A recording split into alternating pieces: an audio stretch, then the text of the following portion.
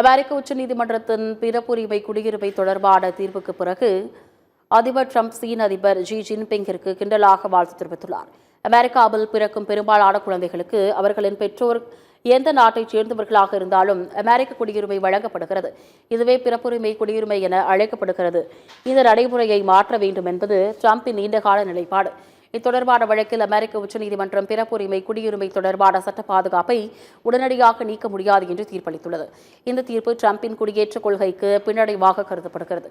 இந்த சூழ்நிலையில்தான் சீனாவிற்கு வாழ்த்து தெரிவித்து தனது ட்ரூத் சமூக வலைதள பதிவில் பதிவிட்டுள்ளார். அதில் சீன அதிபர் ஜி ஜின்பிங்கிற்கும் சீனாவிற்கும் மிகப்பெரிய பிறப்புரிமை குடியுரிமை வெற்றிக்காக வாழ்த்துக்கள் என்று பதிவிட்டார். இந்த பதிவை பலர் சீனாவிற்கு ட்ரம்ப் தெரிவித்த பாராட்டாக புரிந்து கொண்டாலும் உண்மையில் அது ஒரு அரசியல் நையாண்டி என கூறப்படுகிறது. அமெரிக்காவின் தற்போதைய சட்டம் காரணமாக வெளிநாடுகளைச் சேர்ந்தவர்கள், குறிப்பாக சீனா போன்ற நாடுகளைச் சேர்ந்த சிலரும் பயன்பெறுவதாக ட்ரம்ப் நீண்ட காலமாக கூறி வருகிறார். அதனால்தான் இந்த தீர்ப்பால் வெற்றி பெற்றது சீனாதான் என்ற கிண்டல் தொனியில் அவர் இந்த பதிவை வெளியிட்டுள்ளார்.